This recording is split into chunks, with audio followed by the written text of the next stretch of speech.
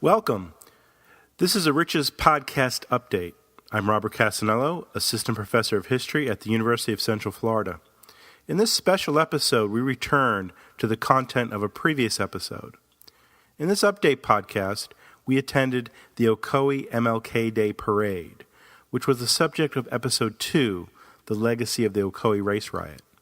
In that episode, we asked how the community of Ocoee was coming to grips with its past as it was celebrating Martin Luther King Day with a parade. In January of 2012, we returned and spoke again to Mill Maxwell, who helps organize the parade each year, Scott Vandergrift, the mayor of Ocoee, and his wife, Beth Vandergrift, who helped to edit a book on the history of Ocoee that includes a chapter on the race riot. We hope you enjoy the show. Can you just tell us who you are? Just give us your name, your title, what you do each year for the festival. My name is William Maxwell. I'm a resident of the city of Ocoee for the past 16 years, and for the past 5 years I have been a member of the Human Relations Diversity Board, and the previous past 3 years I have been chairman of that board.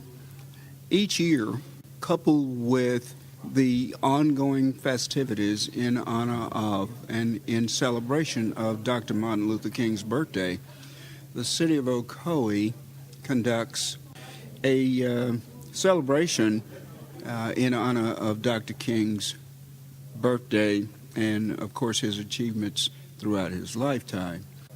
Now, this year I know the book is available, History of Ocoee, and you'll be having it at the parade. Yes. And various other events. Can you tell us a little bit about how the book came about and where people can get the book if they're interested in purchasing a copy? The book is titled A History of Ocoee and Its Pioneers.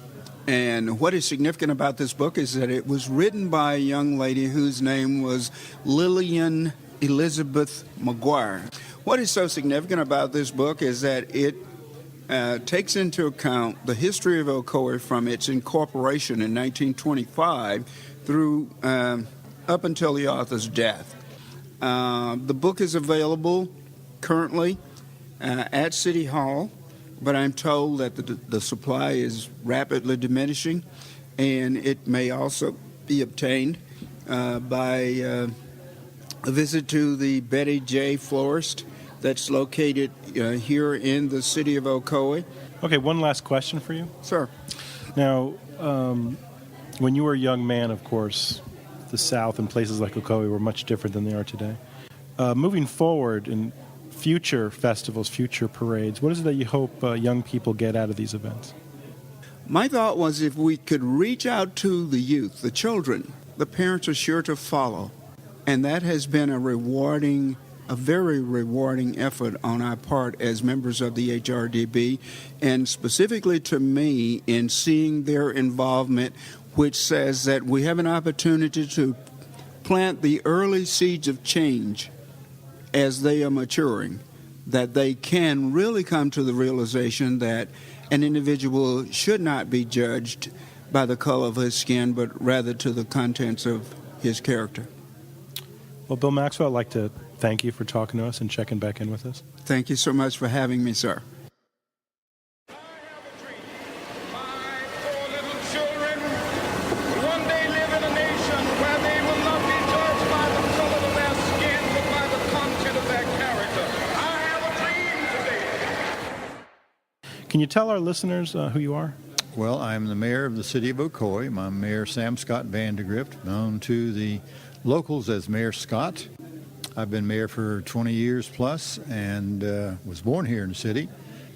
Being a long-term resident and mayor, how exciting was it to have the history of Ocoee finally published?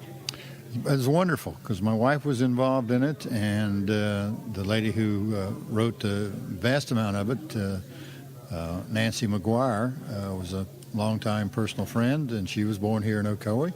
And so it was super to have it put down. It's a great reference book. What is it that you hope young people get out of, let's say, the book or the festival? Or well, I hope they'll understand that our whole city hasn't pivoted around something that tragically happened in the 20s. We've made great strides in human development. Ocoee wasn't the only one during the 20s that had problems with race, and I've been so proud of them since we integrated, before we integrated, happening to live side by side and make things happen to the best of everybody. I want to thank you for talking with us today. You're very welcome.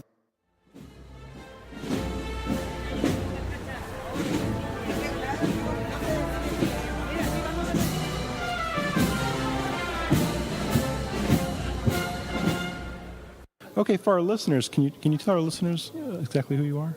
My name is Beth Vandergrift. I'm a citizen of Ocoee, and I just happen to be married to the mayor.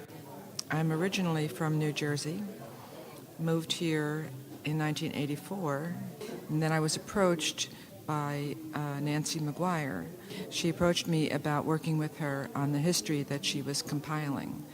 And so I worked with her, editing her manuscript until she was too ill to continue.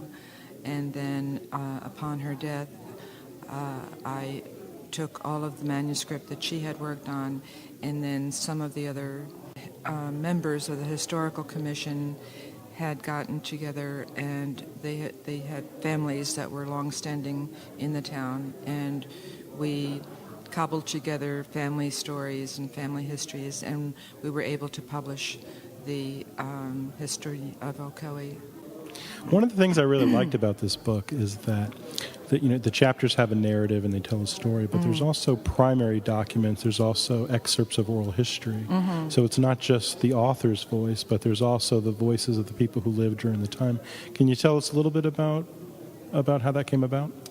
Well, that came about, Nancy Maguire did years and years of research. I can remember seeing her in City Hall outside the clerk's office going through files and files and files of records from the founding of the city. And Nancy, being a Maguire, had also I don't know whether to call it a book or an essay, but she had some memoirs from Miss Lillian Maguire. And Nancy's mother, Elizabeth, is still alive and was very, very helpful in compiling other information from Nancy's files.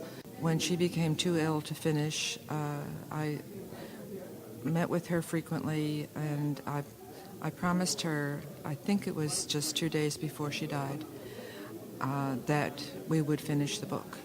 And it took a year after her death is when we did publish it, thanks to some of the other members of the Historical Commission and long-standing families who gave me a lot of information that I then compiled into the second half of the book, which is the family histories and so forth.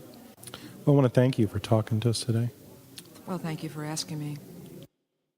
Thank you for listening to the RICHES Podcast. Please return during our regularly scheduled times in the middle and the end of every month.